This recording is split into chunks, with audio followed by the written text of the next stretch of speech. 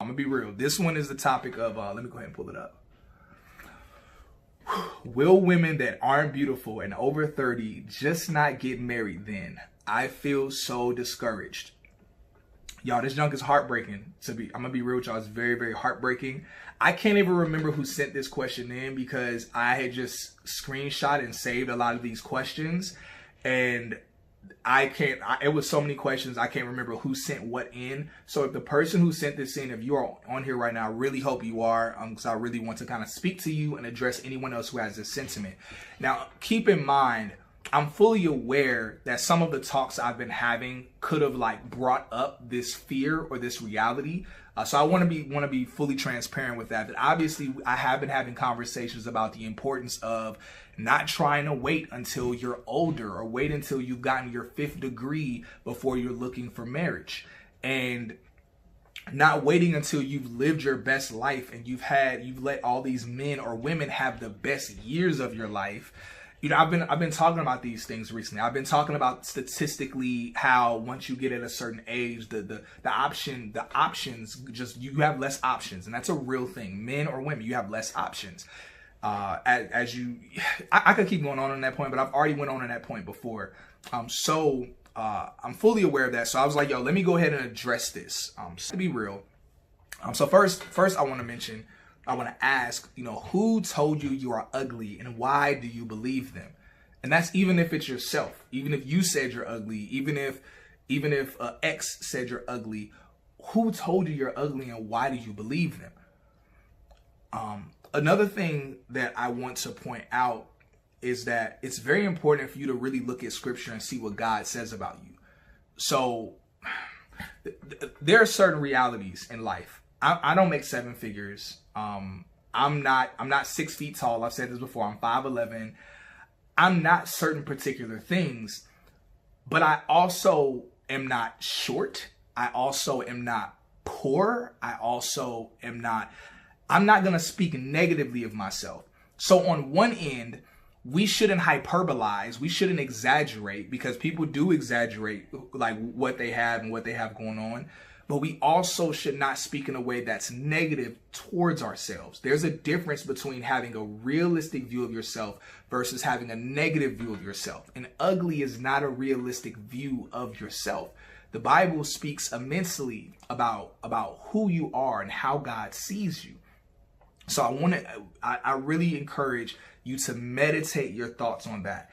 Everyone who has a desire for marriage, no matter what age you are, no matter what options you have, everyone who has a desire, we should be working on ourselves, again, for God, for ourselves, and then also for our future spouse.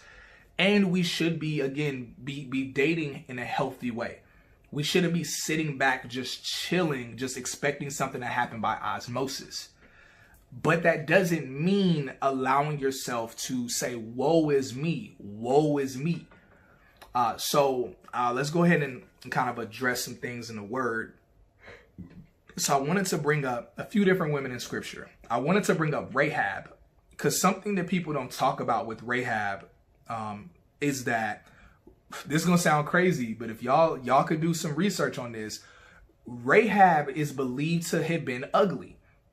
Many theologians argue that Rahab was probably a very unattractive woman. Now, the reason why they argue this is because, typically speaking, back in those days,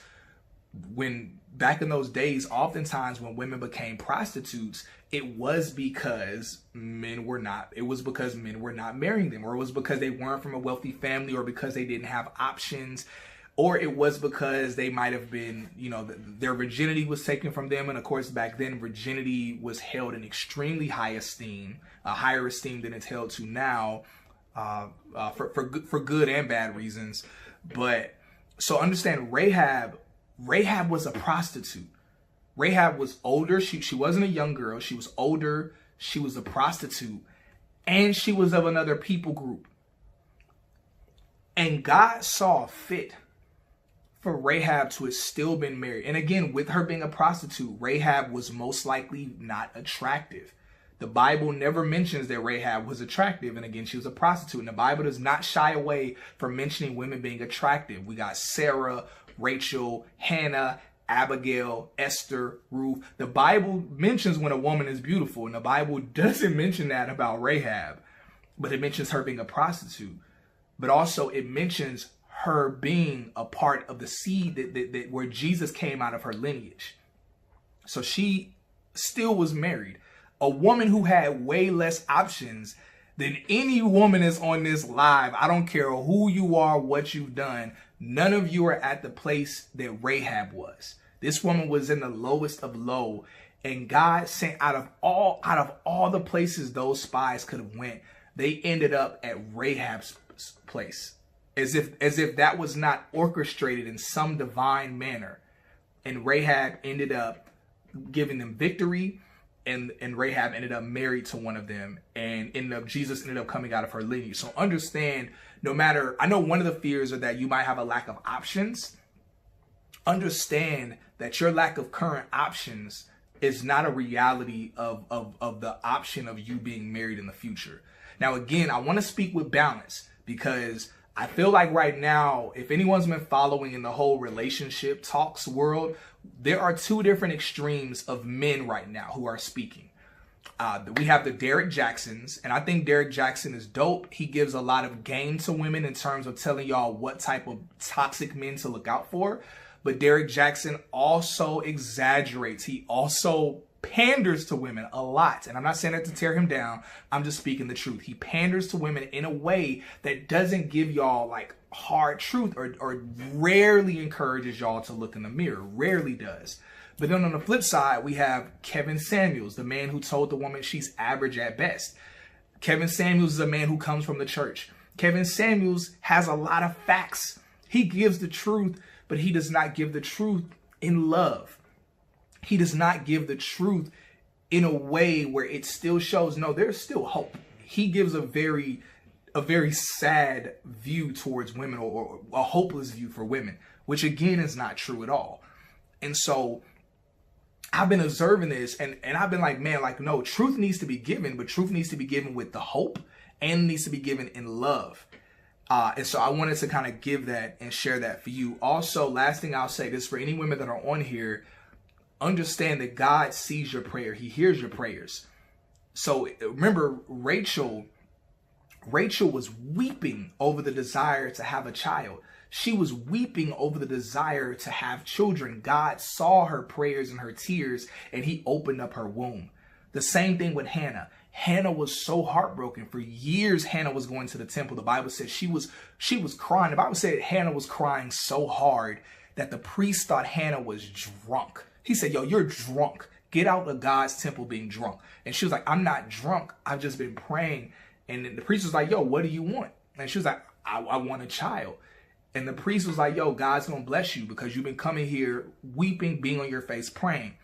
If anybody knows me, that same thing is also connected. It's synonymous with even the desire for marriage. Now, I'm not encouraging depression for marriage. I'm not encouraging anxiety or fear.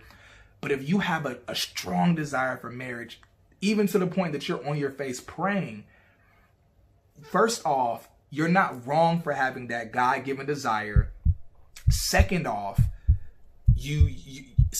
God hears and sees your prayers. He sees your tears. So again, I just wanted to give that encouragement for sis that came on there.